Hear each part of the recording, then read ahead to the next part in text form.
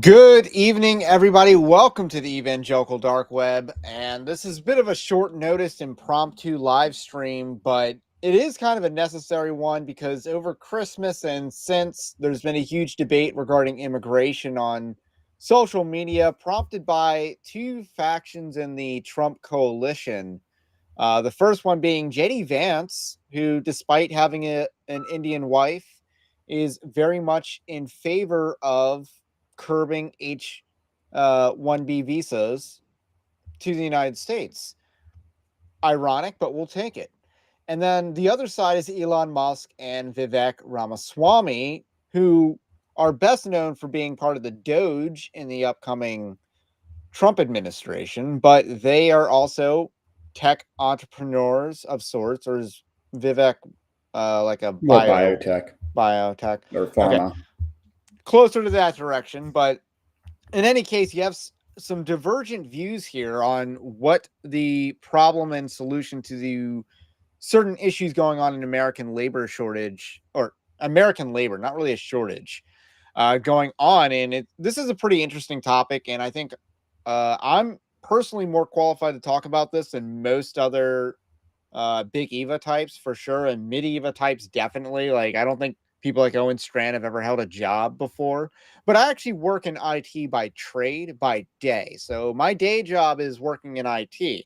So I can talk to a lot of the issues at play here, which I'll get into more later on. But I also wanted to talk about a big Eva article that was written, and it's promoting amnesty despite the fact that Trump won with a popular mandate of mass deportations. So I want to dive into that first because that came first, and then we're going to talk into the more H-1B part of this debate. So I don't know if you have any opening thoughts on what's going on I mean, or overall, how I it's being think framed. this whole Twitter debate is actually a very positive development and an inevitable development as well. So it's both positive and it was always going to happen because this rift has always existed. And I mean, the common perception, especially from a lot of detractors, is that like MAGA sold out to Elon Musk. But what you're seeing online right now is that MAGA did not sell out on immigration to Elon Musk. And the other thing is Elon Musk is trying to change the narrative.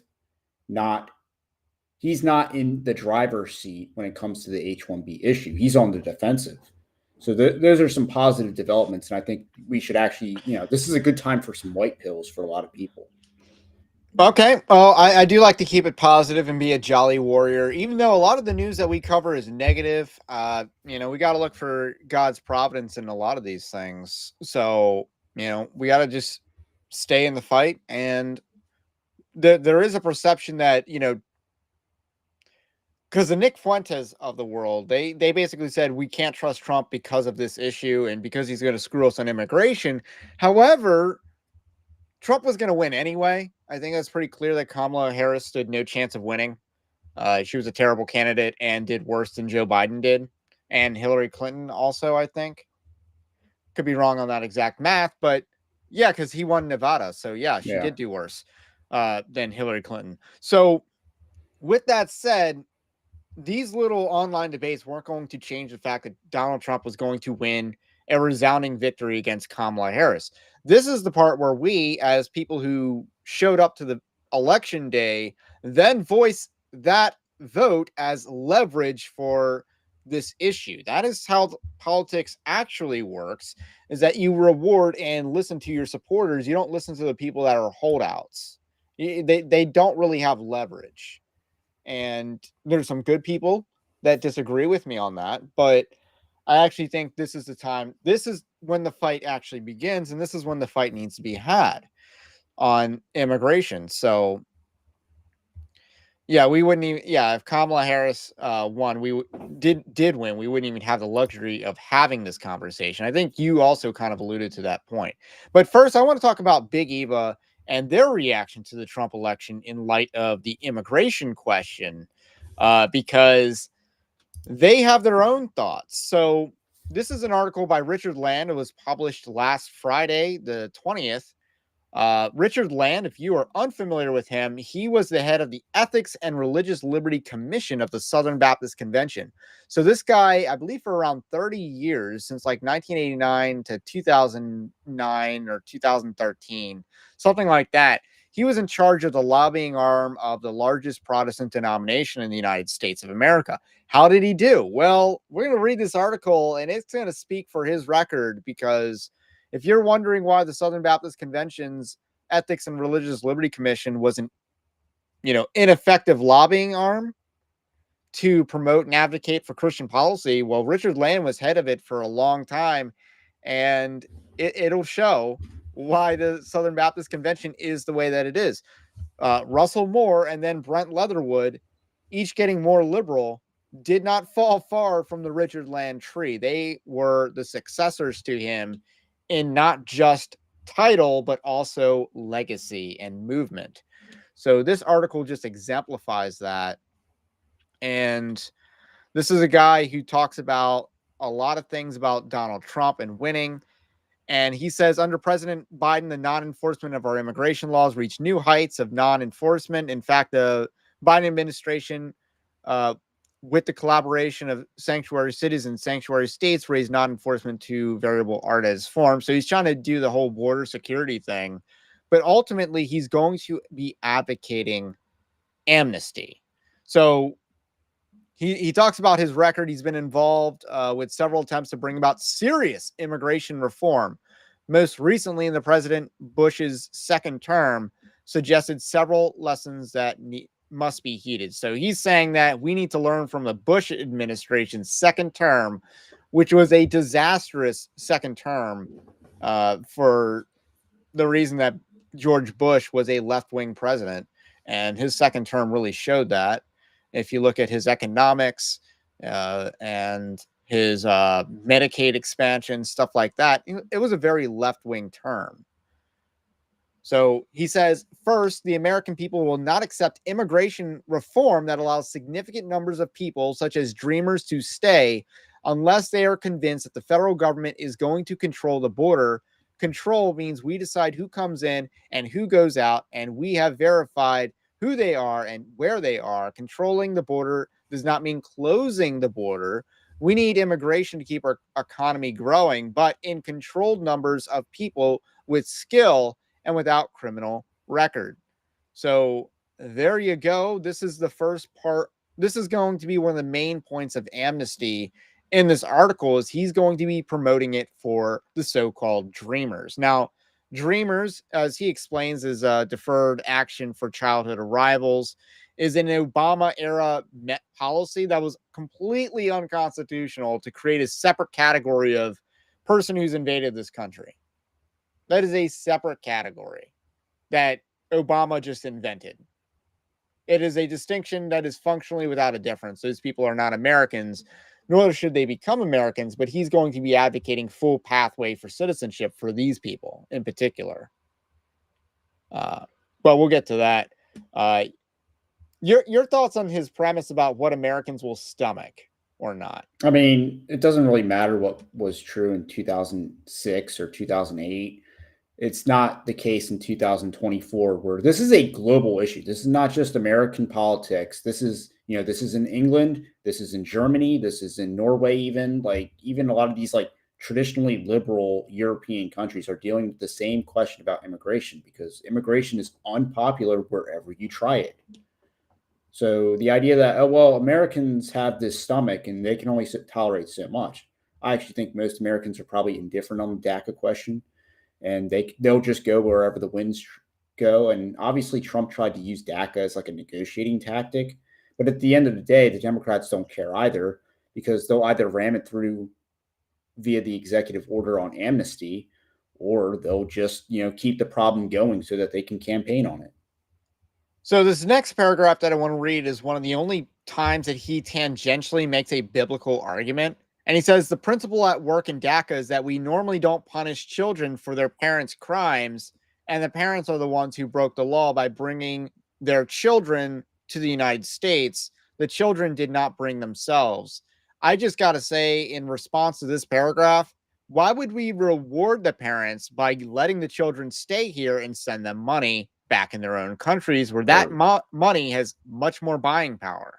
Or sponsor their eventual immigration legally Yeah, through chain chain migration. migration. So it doesn't. I mean, it's entirely a moot point because you're saying that deporting someone that doesn't belong here is innately punishing the child for the sins of the parent, but it doesn't really matter because they shouldn't be the children shouldn't be here either.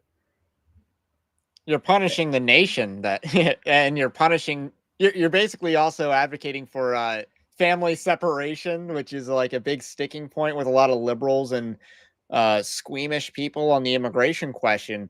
They're like, family separation's wrong when you process people at the border because these human traffickers claim that these are their children. And I guess some people want to have the children next to the human trafficker because that makes sense. Instead of, proving it first before you have the people together. But in any case, Richard Land here is inadvertently arguing for family separation. Deport the parents, don't deport the children.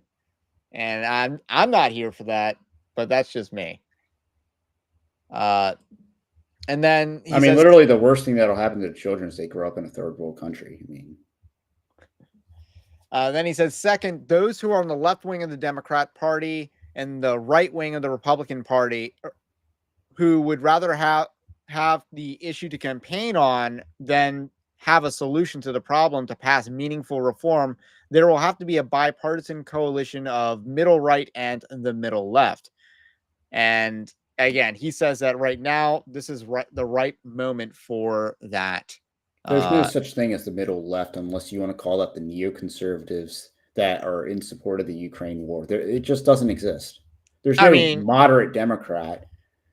Yeah, you know who the most moderate Democrat in Congress is? Last time I checked, it was Ilhan Omar.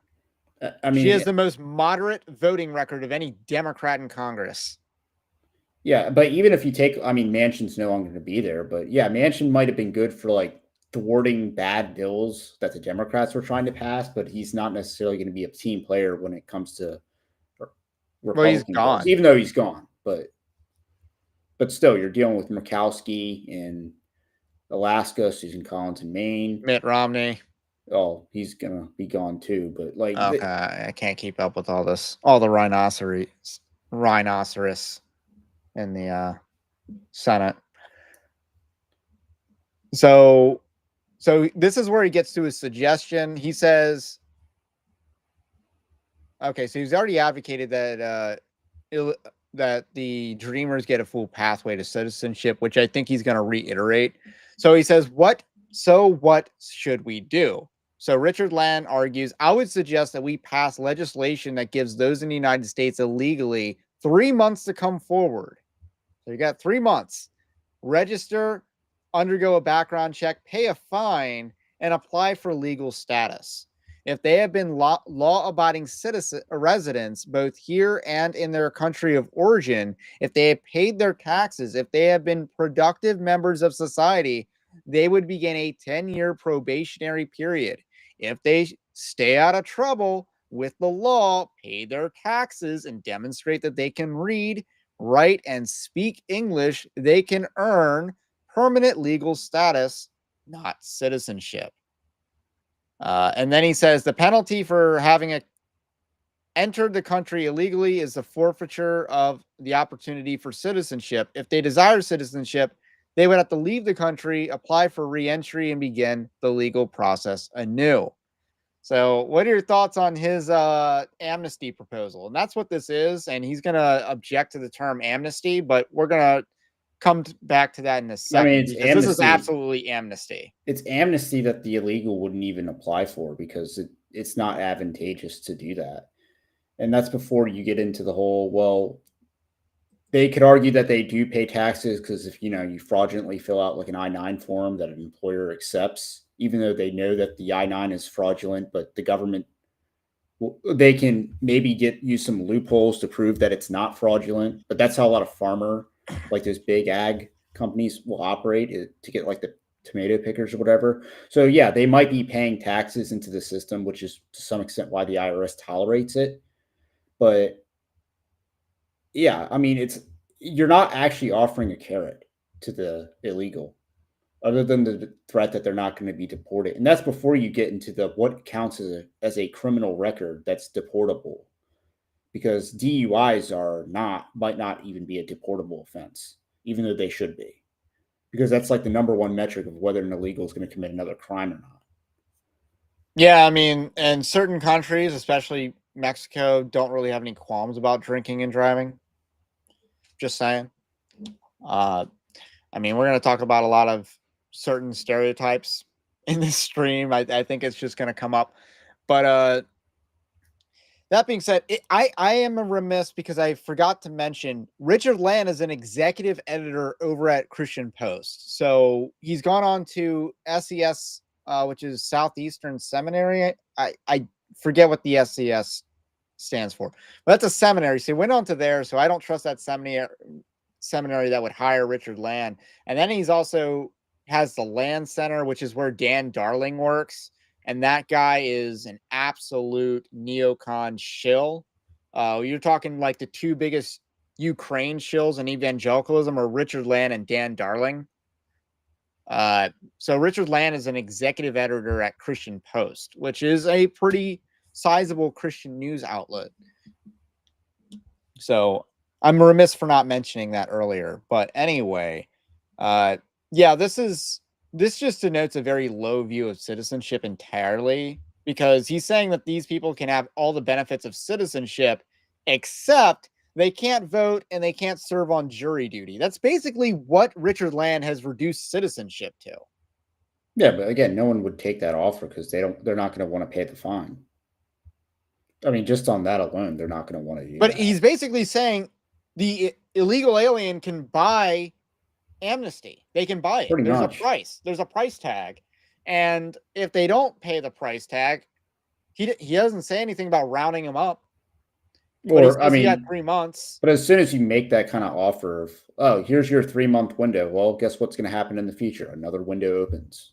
Or here's the other thing. The Democrats will crowdfund a pool of resources to pay the fines. Yeah.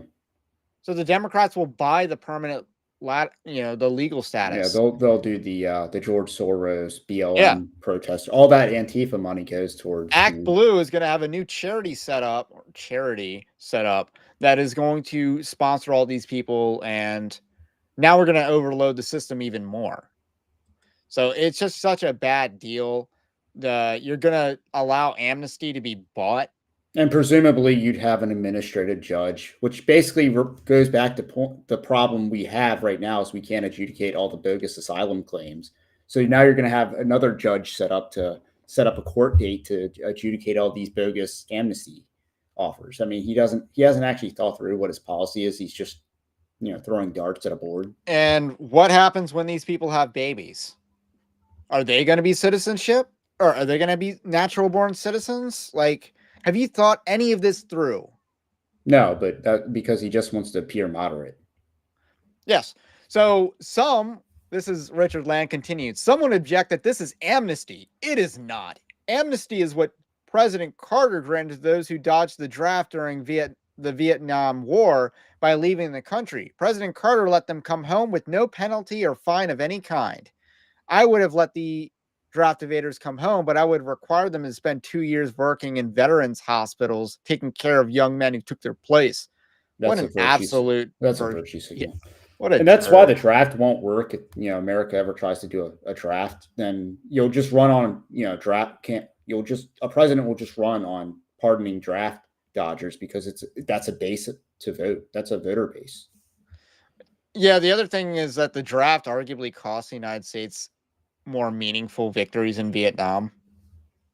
The Apocalypse Now movie kind of talks about that. You need morale to fight, and when you have a bunch of conscripts, they're not gonna believe in the cause. So it's not a good practice unless there's a cause that's universally agreed upon. But if you have such a cause, you won't really need a draft. But anyway, uh, I've already established that this is amnesty with extra steps. He's just calling it not amnesty, but you're giving these people no real penalty other than they just have to buy amnesty. You're giving them amnesty for a price tag, and that's what he's doing here. There is not a real punishment here. I wouldn't even call this a slap on the wrist. You're just begging the left to set up an organization that's going to fund all these people's sponsorships because they know that the children of these people are going to be a reliable voting bloc when they are, they are doing the liberal dilemma to themselves. They are not having kids, or via certain contraceptive methods like mifepristone, or they're grooming their kids. They have the liberal dilemma that's curbing their birth rate at a staggering rate, and the Republicans are having way more babies than them.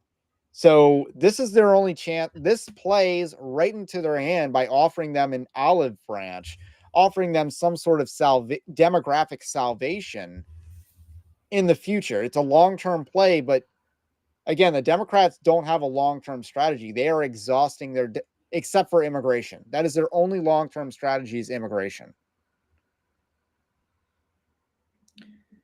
And the next part of this is a sob story, and I'm not going to read that because it's a meaningless argument to me.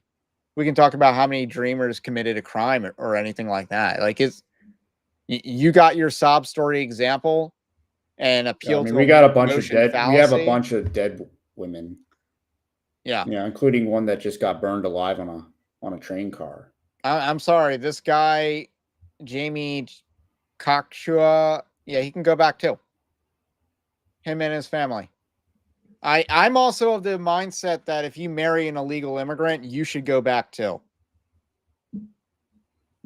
Deport the whole family. Like that to me is renouncing your citizenship. That is, what was it in Band of Brothers? Was it Band of Brothers, or was Band it of Brothers where they shaved the heads of the women that slept with the Germans? See, we can denigrate the Nazis in a positive, or at least the women that slept with the Nazis, right? Yeah, we can do that. We can do that. Yeah, I mean, again, there needs to be that level of patriotism in the United States. If you marry an illegal, you get deported too. I'm fine with that.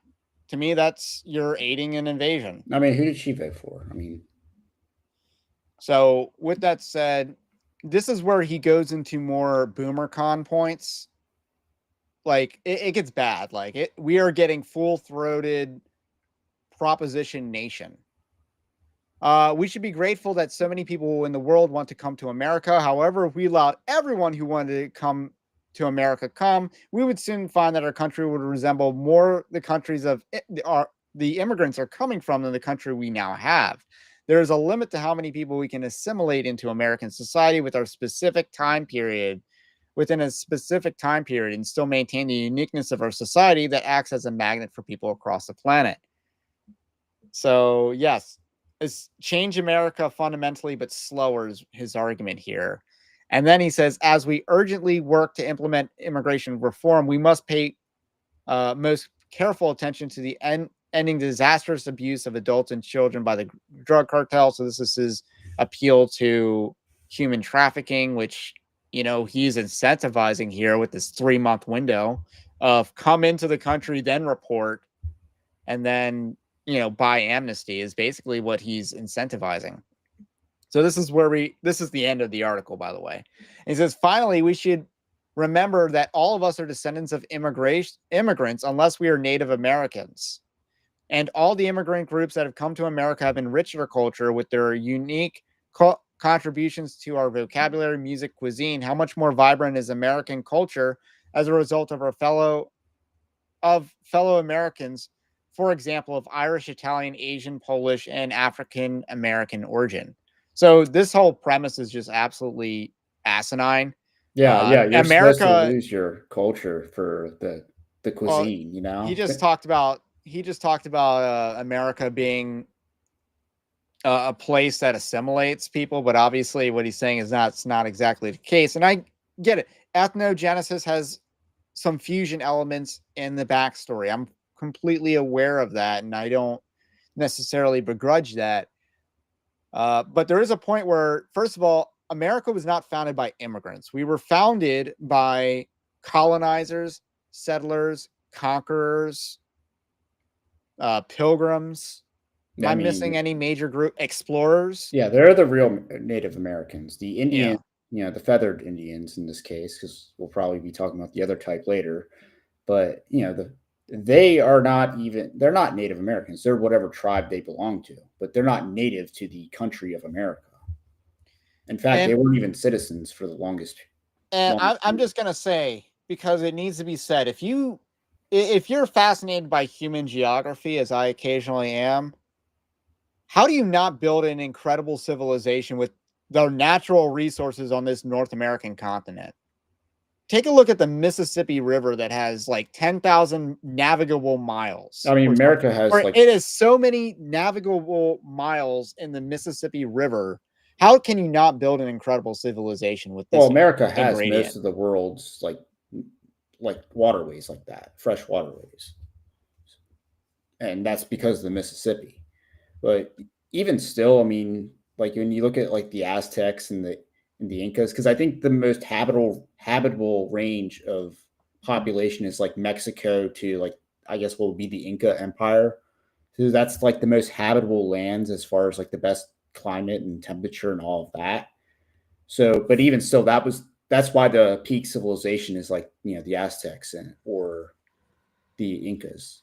But even still, yeah, I mean, the population that existed in like North America, like the United States proper, as we describe it, could have been as little as like 4 million people at the time of Columbus, and then 40 million overall between North and South America. So very low population density. Yeah. So he continues and he says the genius of the American melting plot is that e pluribus unum, out of many one, is what that means in Latin, is true, and we can all be proud of our immigrant origins, celebrating our various backgrounds as hyphenated Americans, understanding that we should put an emphasis on the right part of the designation hyphen American. We should not, which is not based entirely on any ethnicity or origin, but on allegiance to a revolutionary set of principles and beliefs set out in the remarkable Declaration of Independence. Again, how much of the Declaration of Independence is actually revolutionary, or was it a codification of ideas that have existed for a long time in the English culture? You got to look at I things mean, like the English Civil War, Magna Carta. it's also important to note that there's a difference between, I guess, what would be the preamble declaration and then the actual planks and grievances against the British. Because, yeah, the opening intro is very much Enlightenment liberalism, Right. very But much that we hold the Lockean truth to and be Rousseau. self-evident that all men are created equal is not the main idea of the Declaration of Independence. That's not what the document's about. The document is about the grievances and the abandonment of the colonies by the king and also really Parliament. Because if you look at the American Revolution, they actually hated Parliament, not necessarily the king, but because King The George ch- III was an Enlightenment king, he viewed himself as the guy who carried out what Parliament enacts. So he believed in a very low crown authority in a time that Europe had much higher crown authority. yeah, I guess they were looking for him to intervene against Parliament, not for. Yeah.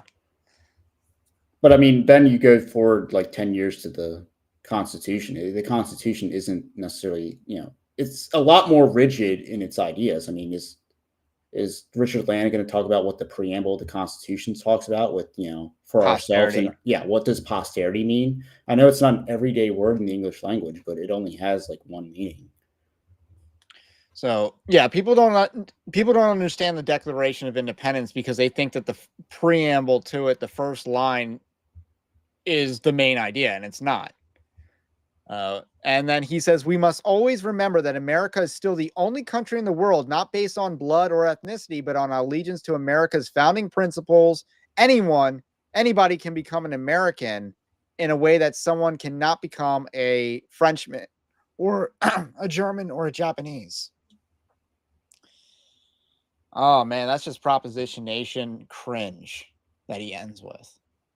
Yeah, meanwhile, all those other nations, well, maybe except for Japan, are basically saying, yeah, these immigrants can become Germans and Frenchmen as well, or Englishmen.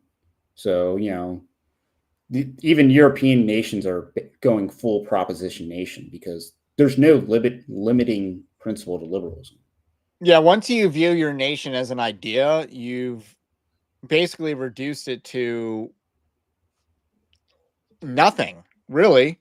Economic zone, Because how many sports Americans, team. yeah, how many Americans actually believe in the America's founding principles? They don't, like I said, they don't actually understand the Declaration of Independence. They don't actually want the Constitution of our founding fathers. They don't want that. They want the Civil Rights Act. They want the 14th Amendment onward, which imposes, Bill of Rights onto the states, even though the states had much stronger constitutional protections in many cases. The Americans don't want the system of government that the founding fathers had. And I'm just again, going to be real. and he's I do, absolutely, but most Americans don't. yeah, I mean, he's absolutely wrong. It's not based on blood or ethnicity. It actually is when you look at what the immigration laws of the founding, all the way up until 1965 were. And it was pretty much whites only immigration, which is also what Winston Churchill believed in. So, You're not allowed to point out that Winston Churchill was not nearly as cringe-tastic as the people who really champion him are today. Not allowed to point that out. So technically, yeah, the people that wrote the Constitution, founded the country, were the early presidents of the country that we, put on our money. Basically, all agree that America was a place for European descendant peoples. And just gonna add a step further, Protestant at that. Yeah. Which I think does play into the Protestant Catholic question does play into the Mexican-American War, because Mexico is founded to be a distinctly Catholic nation, and look how well that turned out. Just saying. And yeah, I'll just leave it at that. It just look how well that turned out. So with that said, we can now shift gears to the H-1B question. So I'll kind of give my opening thoughts. I work in IT, like I said, so I work in for a company, and I was doing the math last night with my wife. I was trying to count like how many white people work on the project that I work on, and I counted maybe 9. And I don't know what the total number of people is. I just don't. But that is a minority. And let me tell you, some of the people that were working are more, they're in IT, but they're not really the IT people. So, and I'm counting Dominicans as white. So, just to disclose how, what my, Charitable. well, yeah, but they are white. Spaniards are white. So, I think that's valid. I think that's completely valid. But that being said, like 1 of 9 white people, 4 white dudes, I counted 4 white dudes. And I don't believe they've hired a single American in 4.5 years. I was doing that. Like, I don't think, I mean, it's all remote work, but I don't think they've hired a single American in 9 years, or in 4.5 years. So, June 2020. So what do I say about that? So yeah, I think I have a little bit of experience in this industry that uses H-1B visas. I have a lot of experience with this issue. And it's not even that I dislike any of the people that I work with. I some of them are actually really talented. A lot of them are average, and some of them don't even know Control C, Control V. Just saying, like, some of them don't even know basic computer short keys or shorthand keys for a keyboard or Control F search and stuff like that. So they might know all these other things, but it's like the engineer that can't tie his shoes. But then you got some pretty brilliant minds that can breathe this stuff. I don't have an IT background. I was able to learn the specifics of what I do. I was able to learn that. So that also goes into why I believe we should train Americans, because I believe people are capable of learning what you teach them to do, because you already have to teach people the job. And if you teach people the job, they will do the job the way you taught them to, as opposed to an outside hire who already knows and doesn't need to listen to your training because you're hiring someone to do a job that you don't know how to do. So there's a lot of this going on, and that's sort of my background and experience into this. It's a large project that I work for, and this is between two companies, one of whom has been in the news lately. And as far as white dudes on the project, they have not hired any white dudes to my knowledge, or maybe they hired one white woman who worked on the project previously and they rehired her for the same job. Like, that is at most. And I can only get to 9 out of at least, probably triple digits of employees. I don't actually know. So I'll let you take it from here. Yeah, I mean, a lot of the talk is how there's like a shortage of engineers and a shortage of talent, and that we need foreigners to do the jobs that Americans aren't up to snuff to do, which is kind of just a lie when you look at like college like graduates that struggle to find jobs, and a lot of these jobs are entry level jobs, but then they'll say you need X number of experience for an entry level position. And for the most part, I mean, these giant employers do have the talent networks, just from those that applied for jobs and but didn't end up getting them. Well, they have the network inside them to actually, fill every slot that they need without having to hire foreign workers. But I mean, they probably hire foreign workers because there is a cost mechanism, and B, they're probably going to get a more compliant worker. And then three is probably some in-group preference happening from the hiring side. Yeah, I can tell you for a fact, uh, it wasn't Indian. It was Nepal. So just to be clear here, just to be precise, but yeah, if you were Nepali, they'd hire you. Just saying. Uh, they hired someone who was a bank teller or something like that to do IT work. Which, hey, I'm not going to begrudge, because I did not come from an IT background before getting the same job. So, not going to complain about that, but they could not learn the job. But why did they get hired? Because of, Nepal But connections. but we know this with a fact where like Bloomberg put out the study like last year in 2023 that 95% or maybe 94% of jobs in Fortune 100 companies, and I think they took 94 of the top 100 companies in the S&P, and they from there they derived that 94% of the jobs went to non-white applicants.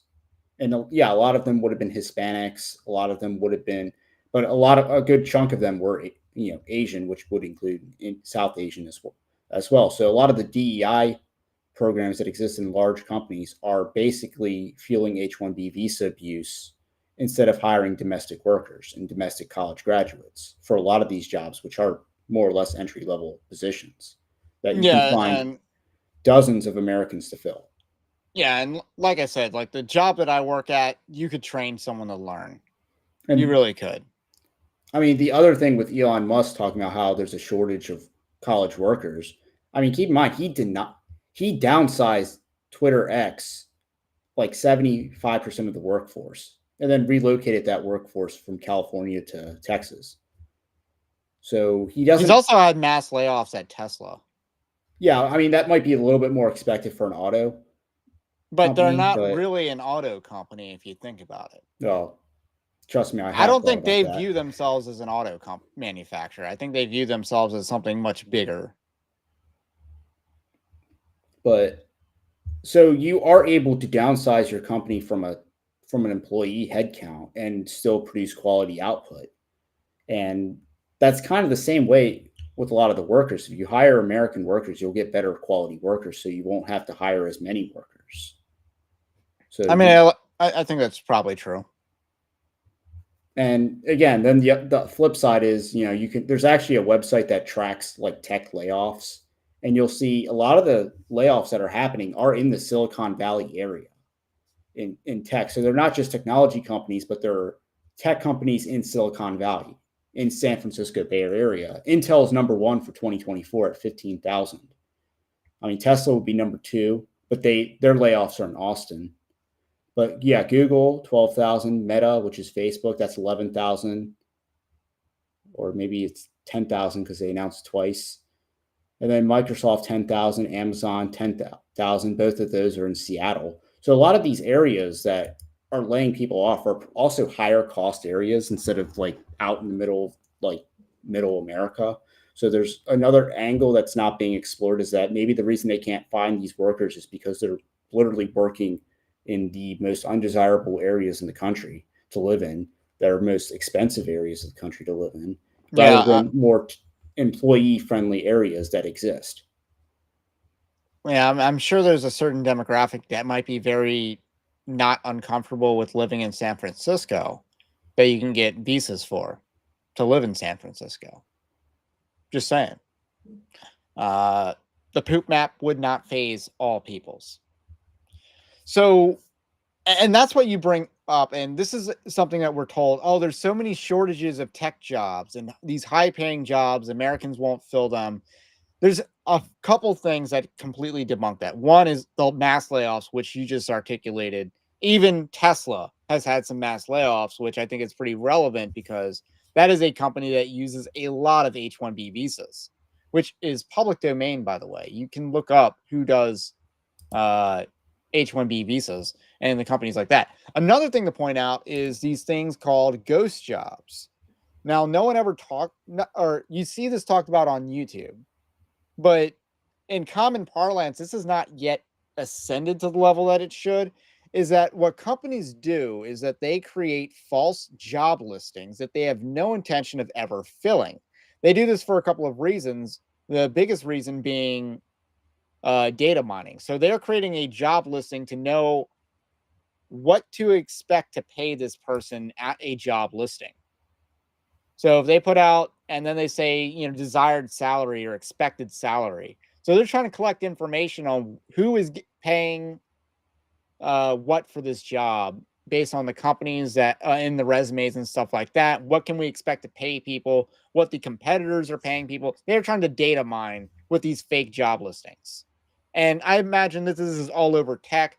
This is what LinkedIn and Indeed have kind of done to the job market is they've created a pool, they've created a fake hiring process in which companies put out fake job listings that are called ghost jobs. They have no intention of filling them.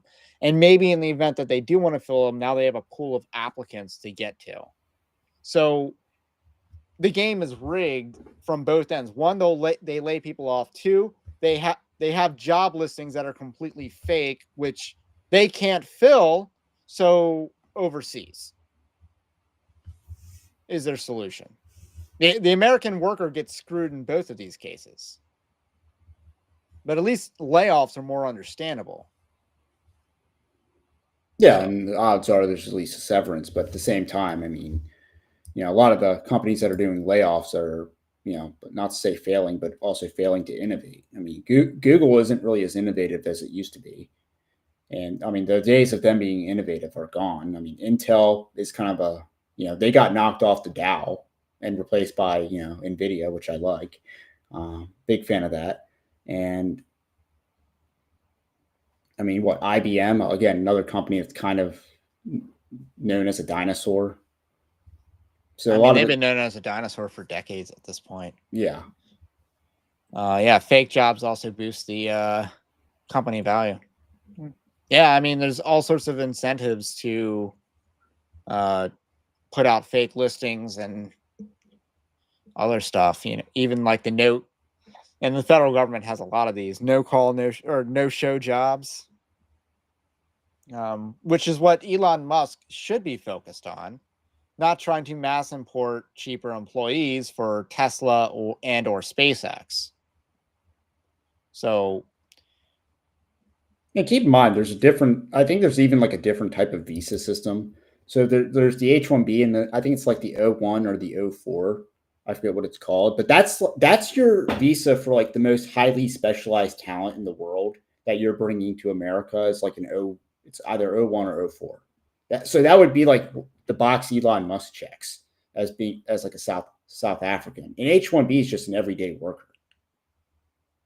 They're just a regular worker bee. yeah, and what you see if you look through the database that the United States publishes, yeah, they're not exactly all highly specialized positions that Americans cannot fill.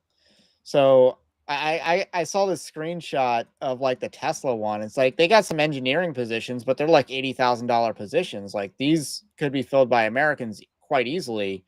These are not the highly specialized, impossible to replace positions that you really need.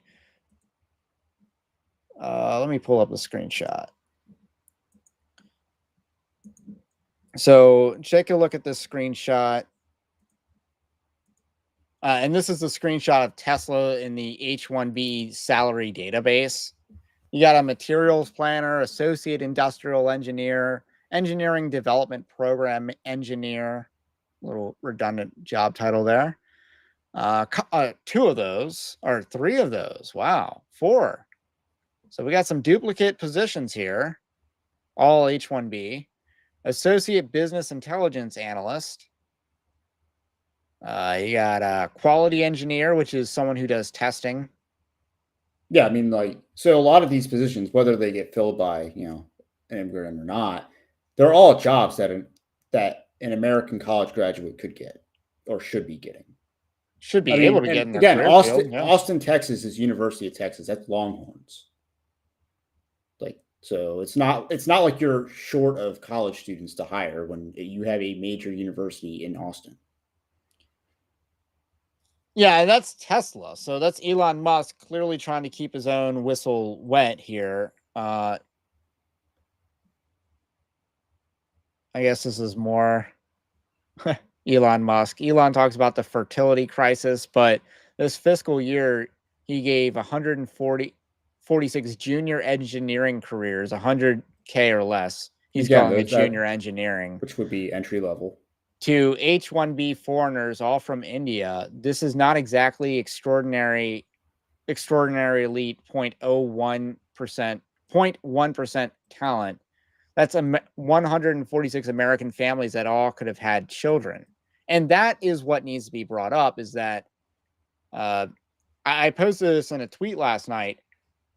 People thought that the COVID lockdowns would produce a baby boom. That did not happen at all. People decided not to have kids because of the economic uncertainty that the lockdowns created and the inflation subsequently provided. So, because of the economic conditions resulting from lockdowns, Americans did not have as many kids, and our birth rates have gone way down, despite the larger rise of stay-at-home working environments. And here you have excellent jobs that could have gone to Americans to help build a middle class that have been insourced, not outsourced. And this is the same problem that keep in mind, outsourcing manufacturing did. It destroys the middle class in a lot of areas. And keep in mind and so does this. Those jobs would mainly go to male applicants, like, because considering it's computer science, that's a male dominated field. So again, when they talk about men falling behind, it's because their opportunities are literally being taken from them. And as was seen in the Bloomberg study, they hired 94% non-white, and these are major companies in America. And for the record, Tesla was not included in that survey, and I did check. But yeah, Musk talks a lot about the baby boom, but meanwhile, his stance in favor of immigrant workers is actually undermining his desire to see fertility rates increase. Because in America, yes, the job market, the economics are real factors in why the fertility is in the collapse, like is collapsing. The other part, I mean, yeah, you can't, the whole modern woman, red pill manosphere talking points, those exist too. But yes, the inability of Americans to actually have enough, money in the bank to even think that they can afford children, or to go from, maybe having one or two children to trying for that third, because, they now have a little bit more extra money in the bank. Like those are the differences that the economic market makes. Yeah, and the fact that Elon Musk has been abusing the H-1B process while laying off his workforce, that's like a double middle finger to the American people. And I get that he's not really an American, but He's like a modern day, Lafayette honorary American. okay, I'll allow that.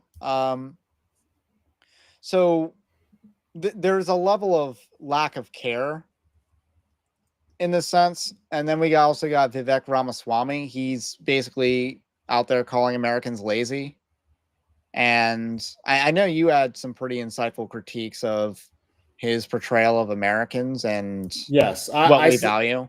I said that this is basically the theater kid interpretation of American politics, because he's just like, oh, those Americans just prioritize the dumb jock winning the prom queen, bimbo or whatever. That's the most theater kid interpretation of like Americans ever. That it's like you saw that in a Hollywood movie, and that's how you interpret Americans. Is like, but if you actually think about it, That Hollywood movie being Revenge of the Nerds. yeah, Which, if you watch the movie, who are the perverts?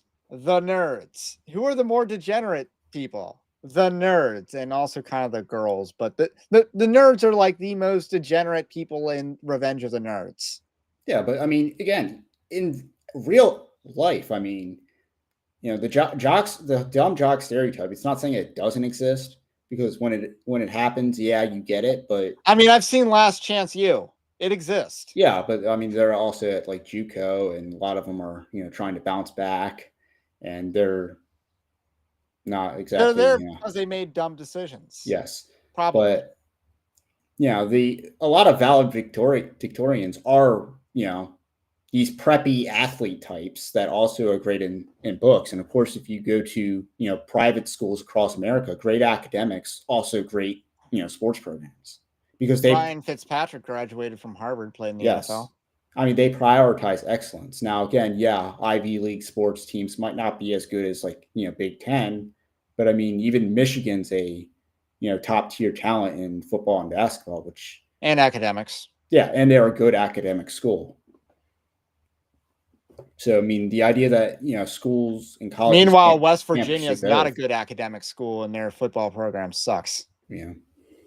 So, just it goes.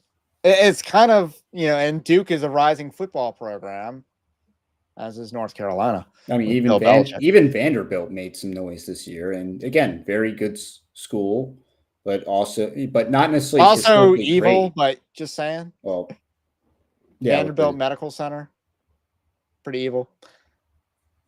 But academically, they have a higher standard there. And again, the reason that a lot of athletes are intelligent people is because they excel in more than one area of life. I mean, even Trump played football back in the day. Yeah, he was a tight end. He was a tight end. He didn't like getting hit by people who grew up in sketchy neighborhoods, which every guy who's played football understands what Trump was saying. But the media wanted to turn into a race thing because they don't understand athletics at all. But that was hilarious by Trump, and I forget what podcast it was. It was some sort of Barstool Yes, it was podcast, on Barstool. but that was just a real moment from Donald Trump. So it's kind of funny that Vivek is kind of leading the charge for H-1B visas when he supposedly campaigned against that. Yeah, and keep in mind, Are you during shocked? a I'm lot not. that I'm not shocked at all that he's a mouthpiece for, the PayPal mafia inside the Republican Party. And obviously, yeah, he went on the campaign trail and was pretty hard right during the Republican debates. I mean, the question, I mean, it's kind of like, he was talking dirty to you, but he's kind of a prostitute and he's just saying that stuff because he gets paid to. So, and that's kind of what Vivek's entire, political strategy was, which, I like the fact that he's telling me things I want to hear. It's just, it's not real. So I wanted to post this from Not the Bee because there's a lot of cringe going on with in Babylon Bee world. Now, Babylon Bee and Not the Bee aren't exactly ran by the same people, but I think they have the same parent company. So like the personalities though aren't exactly the same, if that makes sense. And this guy, I don't know who is actually the guy who runs his account, but he's like, as an American with a master's degree in aerospace engineering, I can tell you there's not enough of us. My graduation at University of Florida, I presume is what that means. Go Gators, right? Was literally 600 Indians and 10 Americans. The classes weren't rejecting American students. There was simply not enough supply. Now, I don't believe that. I Yeah. don't believe that they weren't rejecting American Well, students. they have limits on who can even get into their programs. Yeah, they have a number limit, and they choose to let people from other countries apply to American universities. I'm sure that reflects Now, the I believe demographics of Florida. that's not a public school, so Well, Florida? University of Florida. Yes, public, right? No, that's Florida State. Well, I thought that's public. Miami is private. I think they're both private. So, but I had like a response like you were literally working in media instead of your degree field. Why is that? And again, that is a worthy question. He also works at Not the Bee. How many articles has Not the Bee written about colleges discriminating against white people and or Asian people? Probably more about the latter group than the former. I think Not the Bee is more based than the Babylon Bee is. Okay, so University of Florida is public. Is what the chat's saying. I would look it up, but I it mean, might that's be a probably right. digression. It's Miami that's private. Yeah, I know Miami's a private college, but anyway, who can keep up? Who can keep up? So again, you have an aerospace engineering degree, but you are not working in that field. There's got to be something to that. Did you just decide that the media was more fun and worth working in? Or is there you couldn't advance in your career? Which is So it? in my article, I link a thread or maybe just a long tweet from a guy that's named J. Dot. I don't know if you saw that one, but it was going around. And ironically, that was reposted by Eric Prince, who's the founder of Blackwater, which is like a private mercenary company. Which, I mean, if anything, Prince should probably be Secretary of Defense, not Hegseth. But save that for a different discussion. But yeah, and it's literally this guy that he did some entrepreneurial work in Silicon Valley with tech. He moved across the country for a company, and then he's making 80 grand a year, and then he gets laid off, and he can't find a job anywhere in tech. And again, he is a brilliant guy from his thread because he actually made a bunch of money in the stock market and derivative trading. He's like, yeah, I bought Bitcoin at $3,000, Nvidia at $10 a share. It's like, wow, this guy has me jealous. But $10 a share? Well, it did stock split, so I'm assuming that's what he's calculating it. Oh, okay. All right. Chat says you get a W. I presume that's on the public state. Okay. So University of any state is 99% public. Yeah, I mean, I know that's the case with University of Maryland, but I thought Florida was different. But yeah, We don't have a Maryland State University here, by the way. But pretty much, long story short, is a guy that has a brilliant, he was brilliant in stock trading because he had to be, because he couldn't find a job in tech. Yeah, I can relate to that. I'm not going to get into details, but I am trying to do a career move. So, not going to get into any details on the specifics of that. Although I might, for patrons at Evangelical Dark Web, I might get into more specifics on that. So, anyway, because I don't think there's a viable career path in IT. I just don't.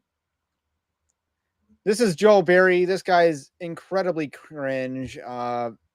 Managing editor of the Babylon Bee, living up to their Babylon moniker, and also a very Judeo outlet. They had a very Judeo-Christian Christmas. They did. They absolutely did. So Joel Berry says, mad about replacement. Look at America's education system, one of the most evil, wicked systems on earth. It has taught American kids to hate themselves, hate their country, celebrate mediocrity, and throw away their birthright. To the extent that foreign talent is needed and everything to keep everything from falling apart. And at this point, it seems needed, and I don't resent them in the least for it. Again, where has the need been proven? No, They've again, not established that.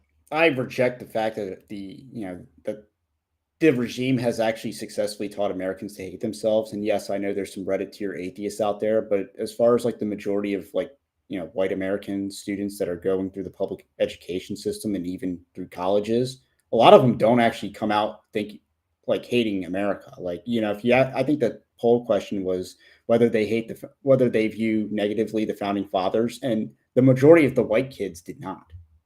Even though they've been indoctrinated through 12, 13 years of public school and 4 years of college, they still don't come out hating the founding fathers. The people that do and do think like America's founding is negative are generally minorities, so they're the groups that are most likely to already think that. Yeah, and I also don't like the fact that we're just blaming our education system. There's a lot of things that you can blame on the public education system in the United States. The fact that the kids then go into college and then come out and can't get jobs in their degree fields is not a fault, or it is in some cases to blame on the education system that taught millennials specifically, you need to go to college or you're going to be a failure in your life. That is what millennials learned in high school and elementary school. Even I remember hearing that. And maybe Zoomers can also partake in that experience as well. So Americans were taught this, that you need to go to college or be a failure in life. And that proved wrong because we were told, hey, you should go for these jobs. That's where the careers are needed. And yet, but there's a paradox, because when there's an opening for jobs and everyone wants to go into those jobs because they think that there's an opening, there's no longer an opening. And now there's an oversaturation of people with degrees and jobs that they were told were going to be lucrative. So we did a bad job coaching young people with the whole college question. And a lot of people have dumb degrees and a lot of debt, and they don't work in their degree field. So there are problems with the education system, but it's not their problem that someone who graduates college with a tech degree, with a computer science degree, can't get a job in computer science. Meanwhile, we're importing talent overseas to do computer science jobs that these people could have been trained to have learned and would have done better. So,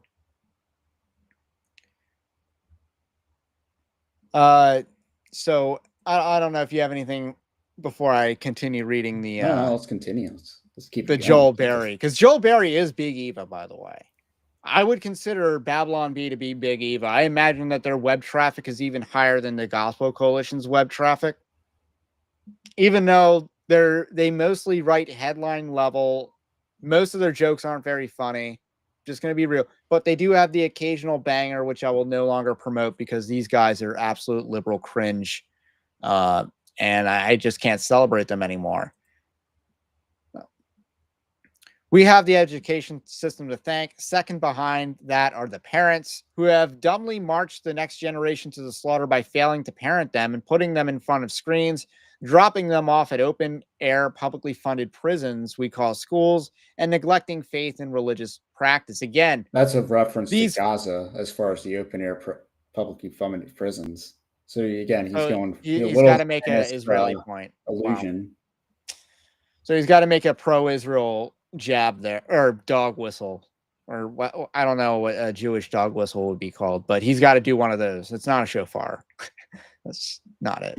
But anyway, neglecting faith and religious practice. Like, do Chinese public schools neglect faith and religious practice? Absolutely. Are they? Is that why these schools aren't? I think people are being trained in IT. I really do. They just aren't being given these jobs. And when I saw on the H-1B visa thing, like JP Morgan Chase was giving these lending specialists or was importing lending specialists because you really need to be a foreigner to, or we don't have enough People Americans who literally are applying for jobs almost I mean, again, at a again, bank like that, almost religiously, because again, I used to be in that space. It wasn't JP Morgan because I don't think they have a office down in Maryland. But yeah, there were big name companies that you would just boom hit their jobs boards constantly.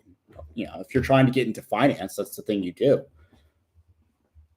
and he says, we gave up every institution without a fight. We continued to obediently send our kids to university indoctrination camps for $80,000 per year. Again, who's paying that much for college in a year?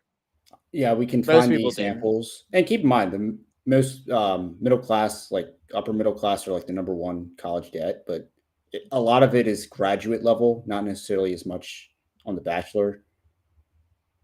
And yeah, 80 grand per year is a little bit of an overstatement because I think the average student loan might be around 80 grand. Well, that's for 4 years, Or that's give or total. take. And he says, our birthright wasn't taken away. We gave it up. This won't be turned around by you playing the victim or by bitter resentment. It will only be turned around by you refusing to wallow in the ways you have been wronged and by you rising to the occasion. Like it or not, the world is a meritocracy. No matter how you try to suppress it or protect yourself from it, you have to live with the truth and maybe even learn a thing or two from people who aren't taking the American dream for granted, who aren't acting like everything is owed to them. Again, And again, what does he view being American means? Well, yeah. I mean, he's saying that, yeah, being an American doesn't mean you have the right to have, like, I don't know, the jobs that are listed for, like, Americans to In apply. America. Like, and that meritocracy means you must compete with a globalized workforce, even if that means your neighbor suffers so that the And foreigner can get your job. let's be real. People from a certain part of the world you don't exactly know what their actual qualifications are because certain parts of the world, they're more likely to cheat on what their qualifications are. Well, that's before you even get into the college scene where, cheating circuits actually do exist. Because a lot of these societies, and again, this would be also, be talking about the Chinese, they have, like, apparently that those, cheating rings do exist in colleges. And, the foreigners think very collectively in when they're in an academic setting versus like American students or even, Western students, which are more individualistic in their achievement. So Joe Barry's talking about education, then he's talking about meritocracy. You want to know what country has an education-based meritocracy? China. I don't want to be like China. I'm just going to be real. Like, I don't think education-based meritocracy is the ideal form of meritocracy. It's just not. But at the end of the day, he's arguing that we shouldn't protect ourselves from this. Joe Barry is the type of guy who has advocated replacement theory. He's advocated it. He's advocated more immigration. And there's this growing view that America is a sports team and we can just sign talent from across the world to do jobs that we can otherwise have homegrown talent for. Yeah, I mean, I think I made the point earlier today, and it was just like, yeah, if America's a sports team, like, why do you even care? Like, it's kind of like the World Cup's happening or like the Olympics are going on, and it's like none of the athletes for your country are actually from your country. If you're German and your soccer team, your premier, World Cup contending soccer team is just like a bunch of Africans That's that, France, not really well, Germany. That's I know mostly France, France. but Like it's the just French like, soccer team what is is the point trash. in rooting for your team if they're not even your team? I mean, even like the America with the Olympics, it's not exactly, you know, not exactly the same as it used to be. And, that's why a lot of Americans probably tune out of these things. I think that's one reason, but I don't know. I mostly blame NBC for having the worst No, Olympic coverage in the world. but the point still stands with regards to like the I with mean, we got to like the highlight the World gay Cup figure and skater. soccer teams being like representing their country, but they're not even like of that country. I mean, hockey's not a problem though. Yeah, I mean, there are definitely some exceptions, but for the most part, I think you're right. Like, if you have to import all this talent, you're going to create a disconnect between the worker and the product in an economic sense, or the people in the country. And that is perhaps a more dangerous consequence that people don't realize. And you're seeing that in Canada. Like, Canadians are stereotypically pacifist, yet you import a bunch of people from India to Canada, and all of a sudden, you got some Canadians that are pretty uppity, and I don't, they're becoming racist against Indians, I guess. And Canada was always about celebrating how not racist we are, like those Americans down south, because part of the Canadian identity is being not America. So that's part of the Canadian identity, is distinctly not being American. Yet here they are, you import a bunch of people to Canada in a country that of like 15 million people. They can't just take a bunch of people, and they're not, that's not a country that's built to have mass immigration. They're not built for that. Oh They yeah, are I mean not super Canada populated. has a housing crisis, and just like a lot of parts of America where rent becomes unaffordable. Especially like the, I guess, younger people that miss the best housing option or availability in like the last 10 years with that COVID, low interest rates, plus the actual available real estate. Now you're in this situation where rent is equivalent of mortgage because of the interest rate. So a lot of the opportunities are no longer there as far as owning a home. So, and again, you're competing with foreigners, including just regular illegal immigrants for the same properties. Yeah, especially the illegal immigrants that are processed as refugees or asylum seekers, which is what the Biden administration was doing. We're going to call these people refugees, and now they're legal. So it's absolutely nuts what's being done.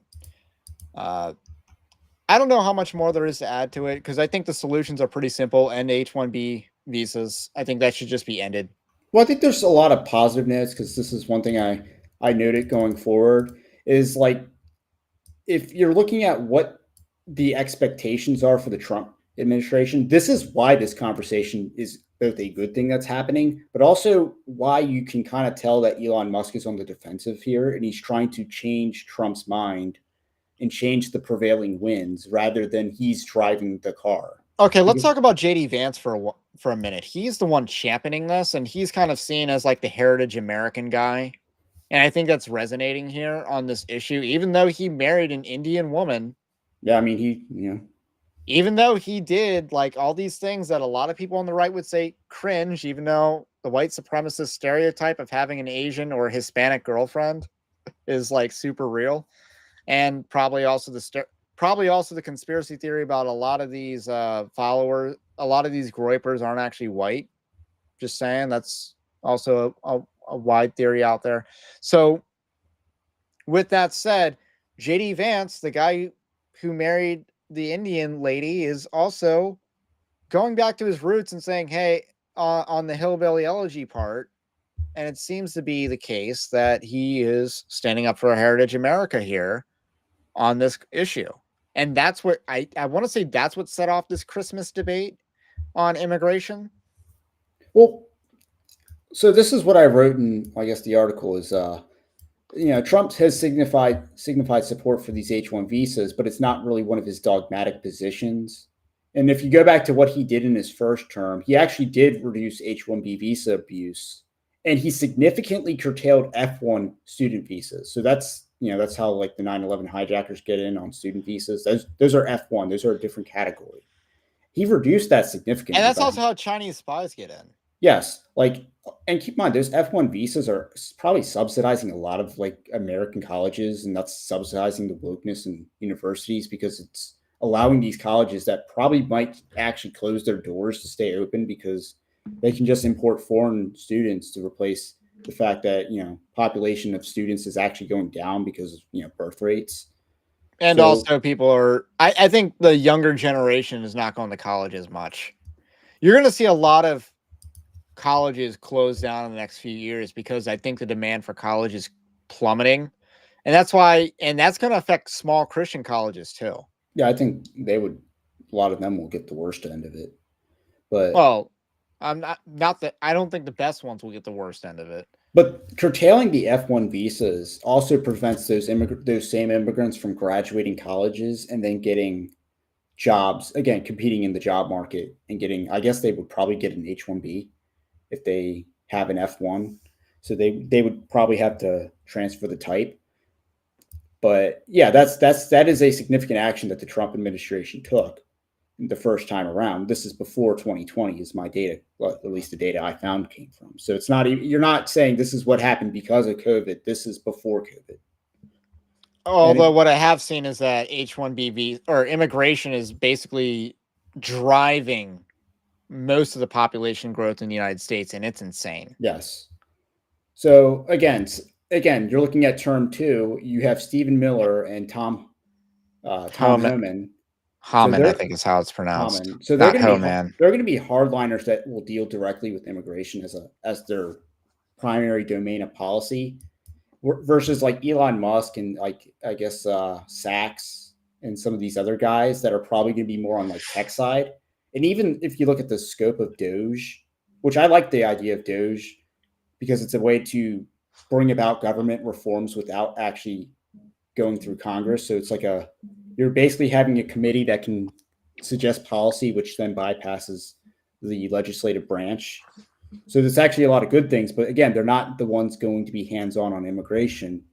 And odds are Secretary of Defense Kristi Noem's probably just going to be a secretary that takes the order and Secretary of Homeland Security. Oh, sorry, yeah, Holmes. But yeah, Kristi Noem's probably going to just do whatever she's told, even though she has more of a commerce Chamber of Commerce background, but she'll probably just do what she's told. So if you're looking at what the expectations are with regards to Trump, the marketplace, and this would be like the liberal media, they're expecting a clampdown from Trump on H-1Bs and even legal forms of immigration. And that's what Musk is trying to change.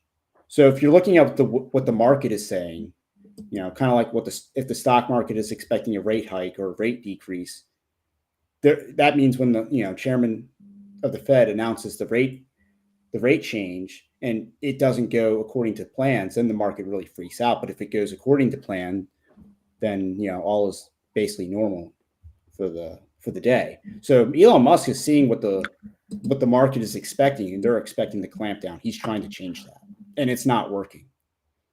Yeah, I mean, you look at the actions of people, and that kind of determines whether they're winning or losing. So that's a good way to look at it. I'm going to do a last call for questions because I kind of want to wrap this up. I don't want to be too long. And also for Formosan Black Bear with the absolute comment that just I'm going to own up to it because it's true. Most IT jobs are connection based anyway, no longer based on any meaningful qualifications. How do you think I got into IT with no IT background? It's connections, and I'm not ashamed of that. And I got promoted after a year of working in it, and I work for a different company than when I started, not because of career advancement, but because, you migrate like a wildebeest sometimes. So those who know, and if you work in the industry that drives the Maryland economy, so, and are there any H-1B seasonal jobs in Maryland for the fishery industry? Is that HB1 or is that HB2? H1 2 or something like that. I don't Yeah, I don't know if that was a I'm not separate. too familiar with that because Like, don't the hotels and other industries have a slightly different categorization? H-2B visas, stuff like that. The government's very complicated with its forms, letters, and alphabet soup.